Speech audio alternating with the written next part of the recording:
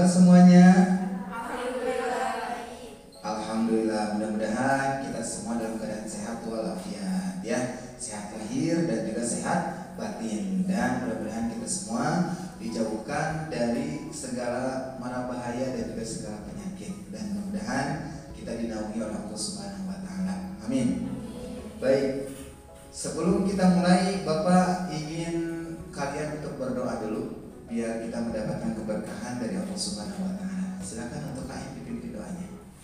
Teman-teman, sebelum belajar mari kita berdoa terlebih dahulu. Berdoa mulai. Bismillahirrahmanirrahim.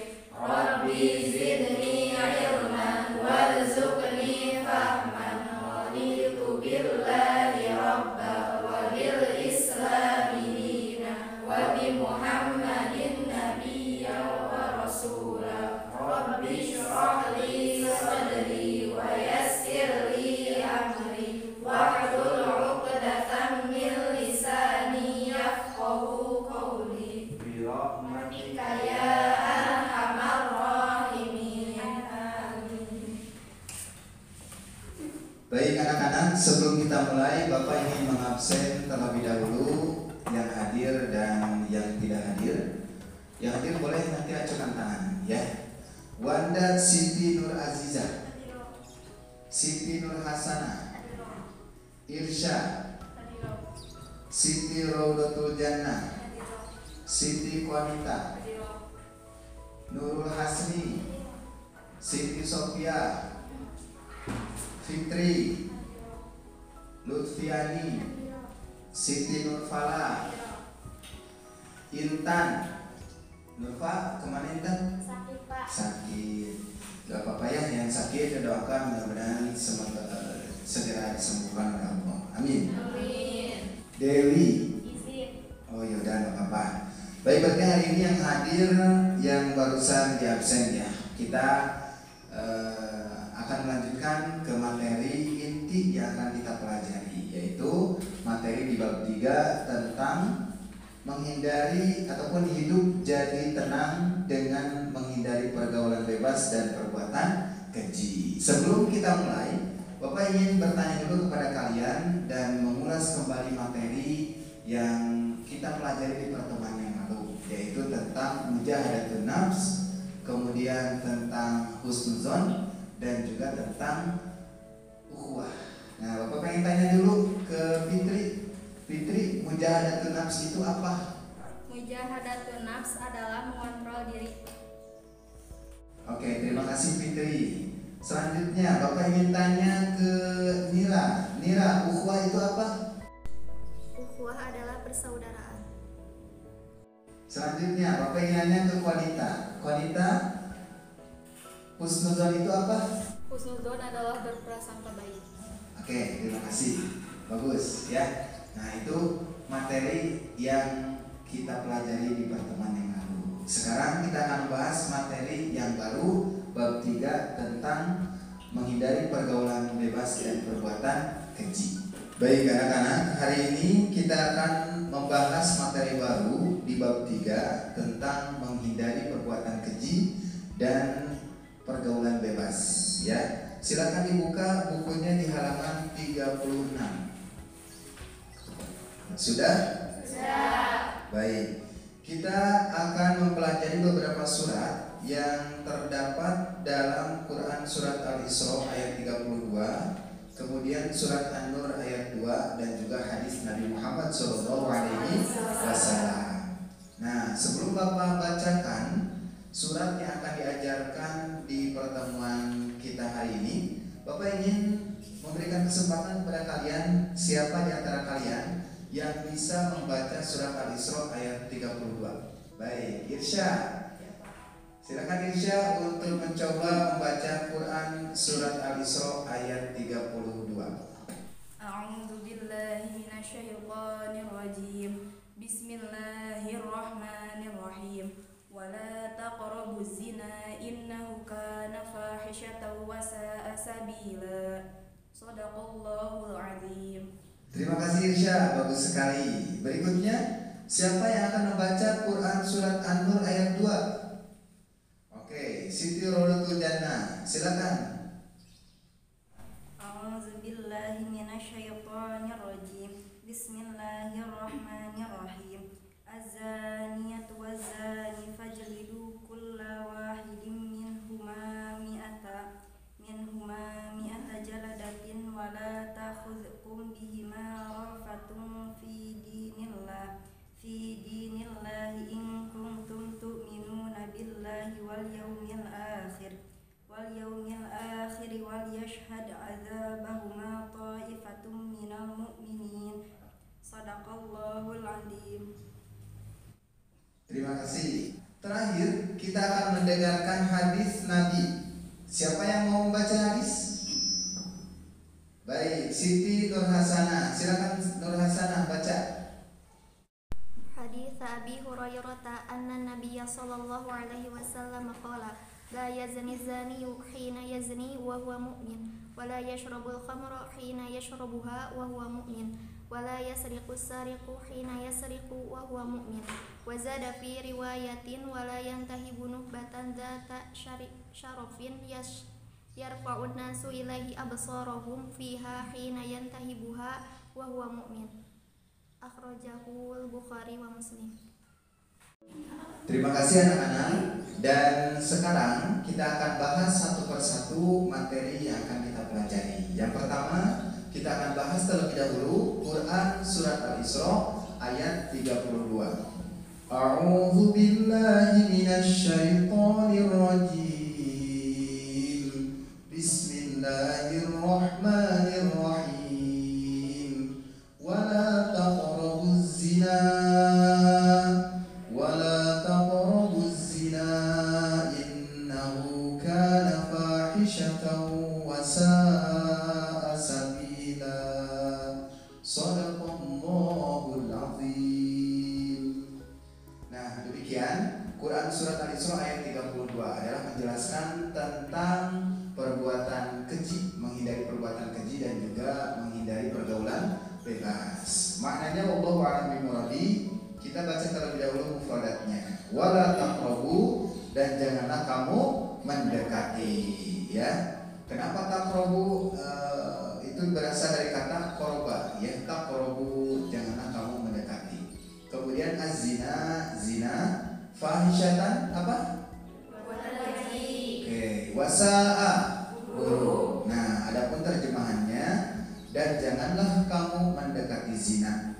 Zina itu sungguh suatu perbuatan keji dan suatu jalan yang buruk. Baik, Bapak akan jelaskan sedikit tentang ayat ini, bahwa Allah Subhanahu wa taala melarang kita untuk mendekati zina, ya.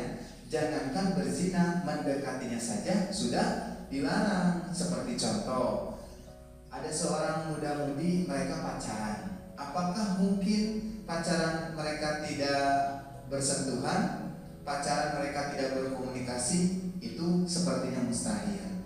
Nah, maka orang-orang yang berpacaran biasanya mereka akan berkomunikasi secara intens, bertemu berdua, berkholwat, berdua-duaan, dan lain sebagainya. Maka itu adalah masuk kategori perbuatan zina. Nah, sekalipun belum zina, tetapi itu masuk kategori mendekati zina. Dan perbuatan mendekati zina ini adalah dilarang oleh Allah Subhanahu wa taala. Nah, Bapak mau nanya, apakah ada di antara kalian yang berpacaran? Tidak ada.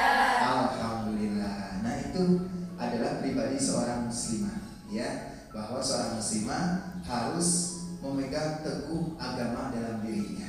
Tidak boleh sama sekali untuk berpacaran. Nanti cinta ini akan kita berikan kepada yang halal. Siapa? Calon suami kalian nanti, insya Allah, ya.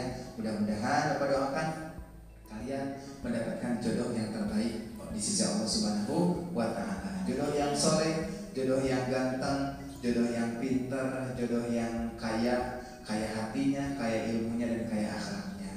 Ingin? Mau seperti itu? Mau? Insya Allah. Nah, kalian tinggal perbaiki diri sendiri dan dekati Allah Subhanahu wa taala, sang pemilik jodoh, ya. Maka insya Allah ketika kita mendekati Sang Penciptanya, insya Allah kita akan diberikan jodoh yang terbaik oleh Allah Subhanahu wa Ta'ala. Jadi pada ayat ini melarang kita untuk mendekati zina. Nah, selanjutnya kita akan membahas Quran surat An-Nur ayat kedua yang tadi sudah dibaca oleh Siti Rodatul Jannah.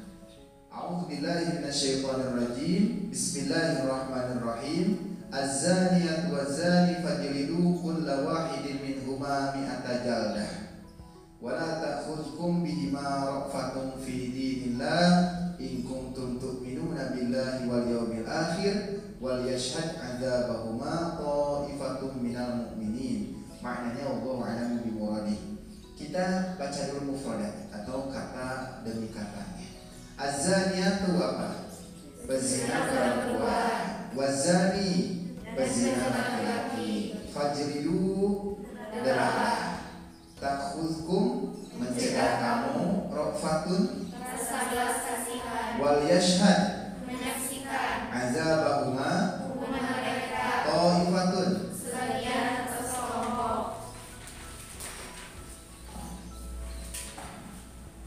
Nah, itulah mufradatnya dalam Quran surat An-Nur ayat 2. Selanjutnya terjemahannya adalah pezina perempuan dan pezina laki-laki, derahlah masing-masing dari keduanya 100 kali. Dan janganlah rasa belas kasihan kepada keduanya mencegah kamu untuk menjalankan agama atau hukum Allah jika kamu beriman kepada Allah dan hari kemudian.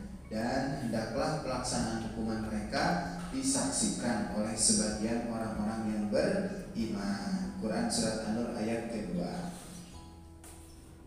Baik, di ayat ini menjelaskan tentang macam-macam hukuman, baik itu bagi pelaku zina laki-laki dan juga pelaku zina perempuan, ya, yang mana masing-masing tentunya sudah ditentukan hukumannya. Tetapi itu kembali lagi kepada negaranya masing-masing. Kalaulah misalkan seperti Indonesia itu tidak menganut hukum Islam, tetapi memang menganut undang-undang, maka hukuman ini tidak berlaku di Indonesia. Tetapi untuk hukuman yang tentunya berlandaskan Islam, di negara-negara yang berlandaskan Islam, hukuman ini berlaku, ya. Baik, selanjutnya hukuman bagi zina. Hukuman bagi pezina ghair muhsan. Baik, Bapak akan jelaskan zina itu terbagi dua. Bapak sudah share PowerPoint tentang pembagian zina. Silakan coba dibuka handphonenya masing-masing. Nah, di situ Bapak sudah menuliskan bahwa pembagian zina terbagi menjadi dua.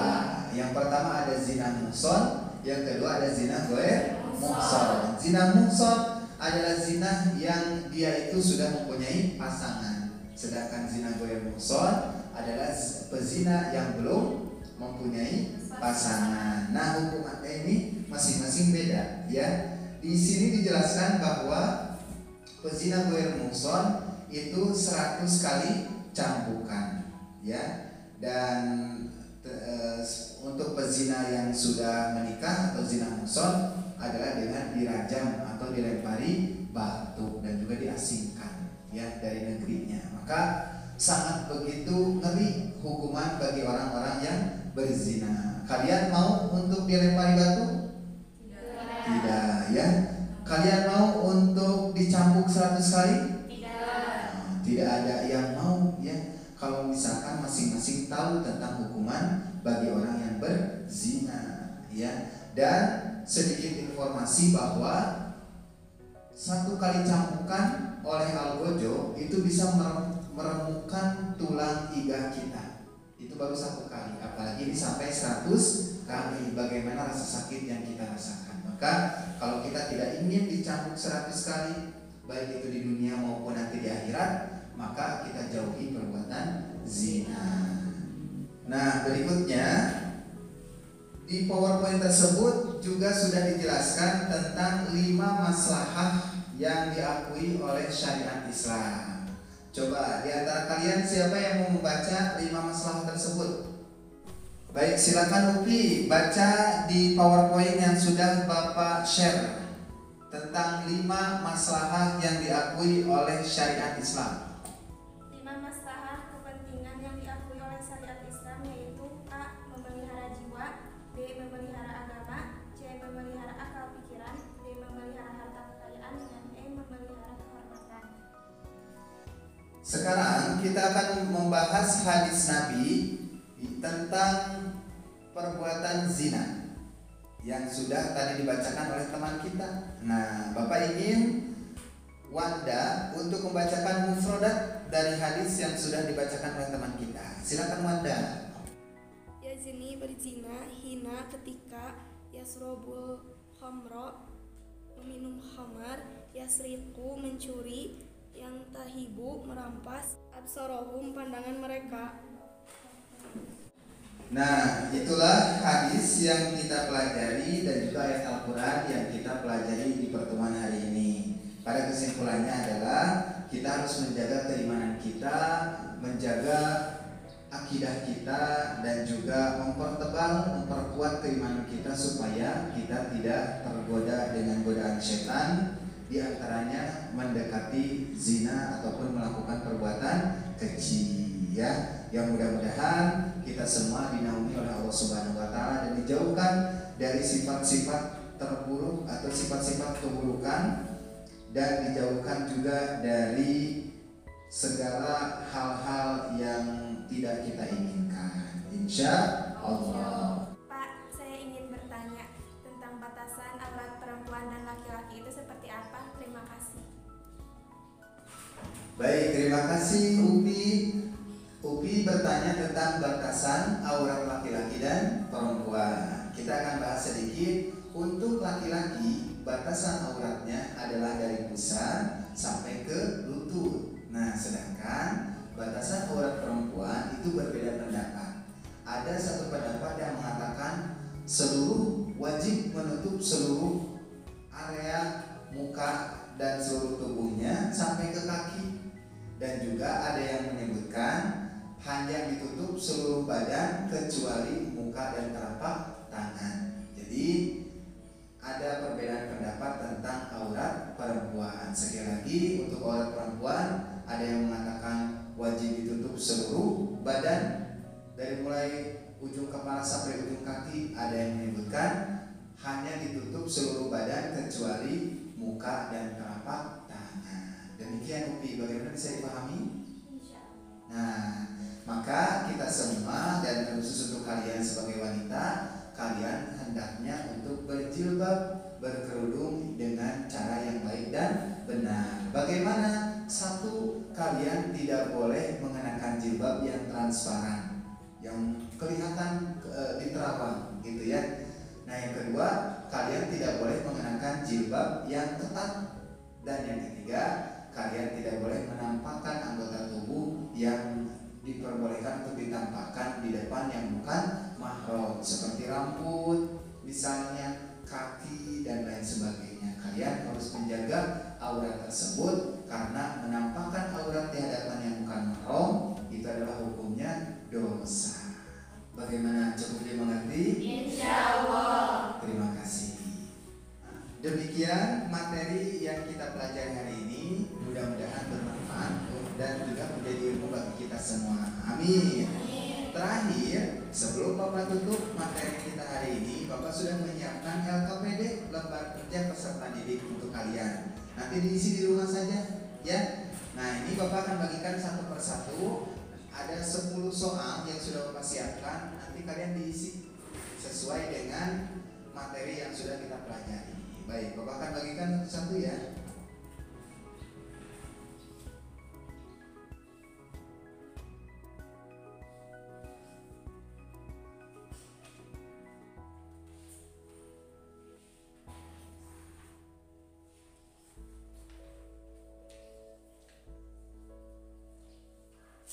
Nah, ini ada 10 soal yang sudah Bapak buat.